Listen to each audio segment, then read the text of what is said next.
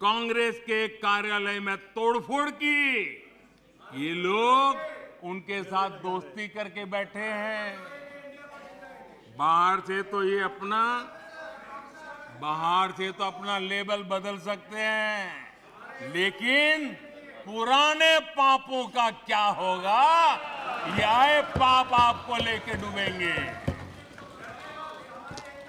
आप जनता जनार्दन से ये पाप कैसे छिपा पाओगे? आप नहीं छिपा सकते हो। और इनको आज जो हालत, इसलिए मैं कहना चाहता हूं, अभी हालात ऐसे हैं,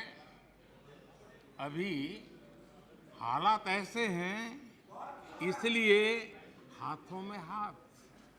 अभी हालात ऐसे हैं, इसलिए हाथों में हाथ। जहां हालात तो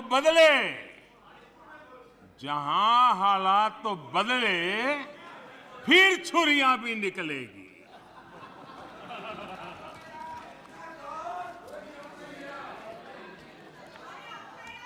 आदरणीय अध्यक्ष जी,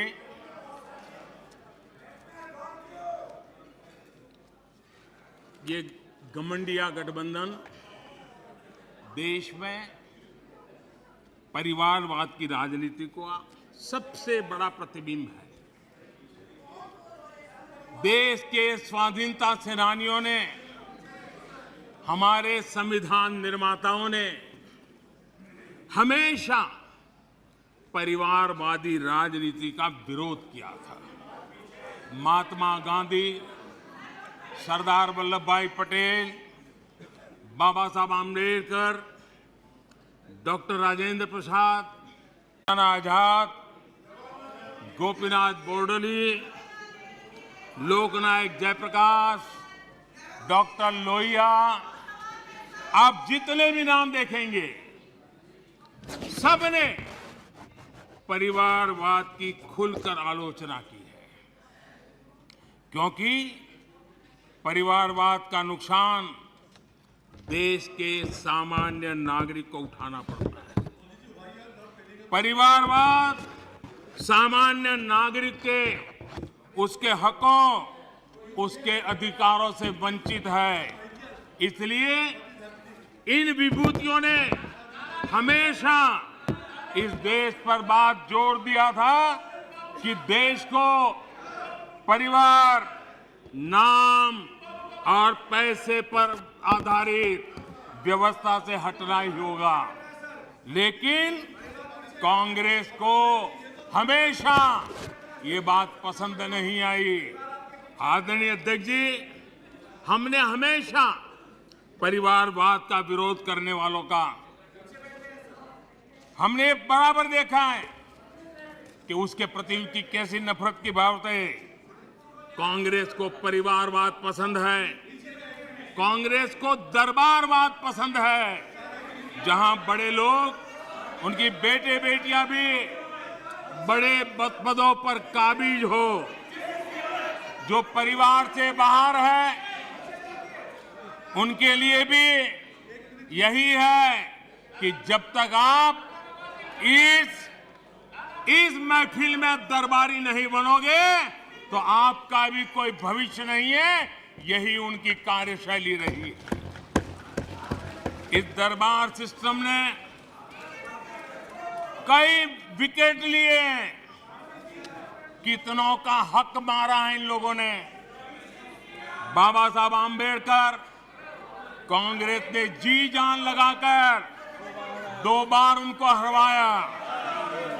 कांग्रेस के लोग बाबा साहब आम्बेडकर के कपड़ों का मजाक उड़ाते थे। ये वो लोग हैं। बाबू जगजीवन राम, उन्होंने इमरजेंसी पर सवाल उठाए तो बाबू जगजीवन बाबू को भी उन्होंने नहीं छोड़ा, उनको प्रताड़ित किया। मोरारजी भाई देसाई, चरण सिंह, चंद्रशेखर जी, आप कितने ही नाम लीजिए, दरबारवाद के कारण देश के महान लोगों के अधिकारों को इन्होंने हमेशा हमेशा के लिए तबाह कर दिया। यहां तक कि जो दरबारी नहीं थे, जो दरबारवाद से जुड़े नहीं थे, उनके पोर्ट्रेट तक पार्लियामेंट में लगाने से इनको झिझक होती थी। 1990 में उनके पोर्ट्रेट सेंट्रल हॉल में तब लगी जब बीजेपी समर्थित गैर कांग्रेसी सरकार सामने आई। लोहिया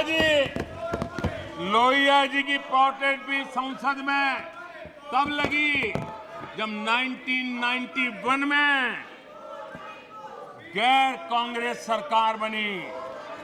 नेताजी की पोर्ट्रेट 1978 में सेंट्रल हॉल में लगाई जब जनता पार्टी की सरकार थी।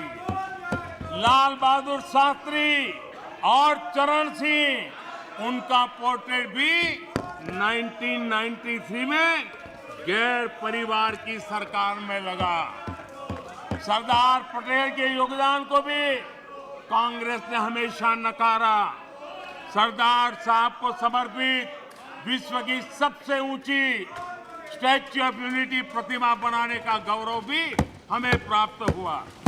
हमारी सरकार ने दिल्ली में पीएम म्यूजियम बनाया, सारे पूर्व प्रधानमंत्रियों को सम्मान दिया। पीएम म्यूजियम दल और पार्टी से ऊपर उठकर सभी प्रधानमंत्रियों को समर्पित है। उनको ये भी नहीं पता रहा है, क्योंकि उनके परिवार के बाहर का कोई भी प्रधानमंत्री बना हो, वो उनको मंजूर नहीं है, वो उनको स्वीकार नहीं है।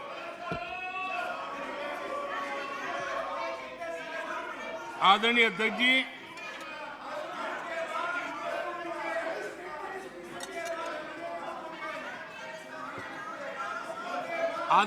जी, बहुत बार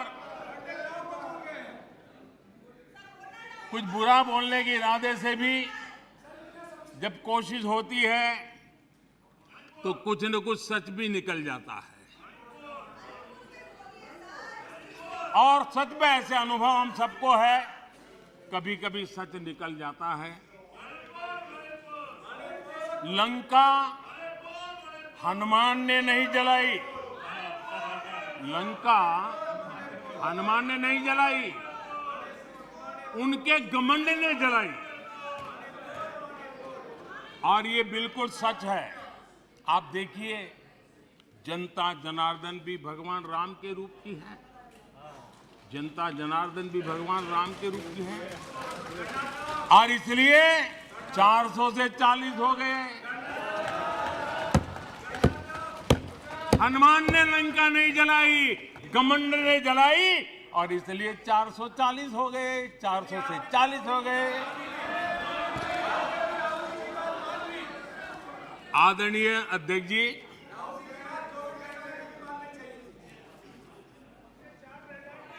सच्चाई तो ये है, देश की जनता ने दो बार 30 साल के बाद पूर्ण बहुमत की सरकार चुनी, लेकिन गरीब का बेटा यहां कैसे बैठा?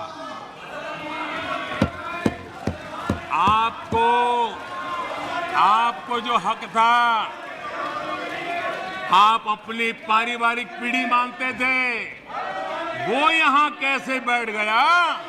ये चुभन अभी भी आपको परेशान कर रही है, आपको सोने नहीं देती है, और देश की जनता भी आपको सोने नहीं देगी, 2024 में भी सोने नहीं देगी।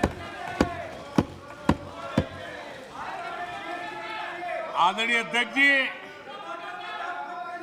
कभी इनके जन्मदिन पर हवाई जहाज में केक काटे जाते थे, कभी इनके जन्मदिन पर हवाई जहाज में केक काटे जाते थे।